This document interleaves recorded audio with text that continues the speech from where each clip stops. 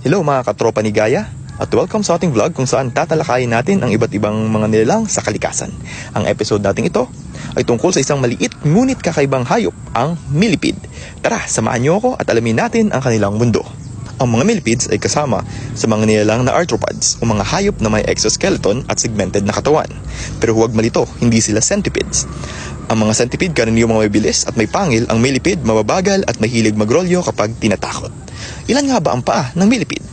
Ang millipede kilala sa napakaraming paa, pero trivia, hindi talaga sila mayroong 1,000 paa. Ang ibig sabihin ng millipede ay 1,000 paa, pero depende sa species, mayroong 30 hanggang 400 na paa lang ang iba. Ang pinakamaraming paa ay nagtala na sa 1,300 legs. O diba? Ang saya?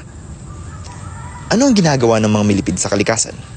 Ang millipede ay nature's janitor. Kumakain sila ng nabubulok na halaman, kahoy at iba pang organic material. Dahil dito, napaka-importante nila sa ecosystem. Sila ang tumutulong sa pag-recycle ng nutrients sa lupa kaya mas nagiging fertile ang ating mga taniman. Safe nga ba ang millipede? Marami ang natatakot sa kanila, pero safe naman ang millipede para sa tao. Hindi sila nangangagat o nakakalason, pero may ilang species na naglalabas ng likido bilang proteksyon. Medyo may lupa ito, pero harmless naman. Tandaan, kapag hawak ng millipede, hugasan ang kamay pagkatapos para siguradong malinis. Ang mga millipede ay paalala sa atin kung gaano kahalaga ang maliit na nilalang sa kalikasan. Kahit maliit sila, malaki ang kailangan na itulong sa mundo. Kaya naman, alagaan natin ang kalikasan para mapanatili ang balanse sa ating ecosystem.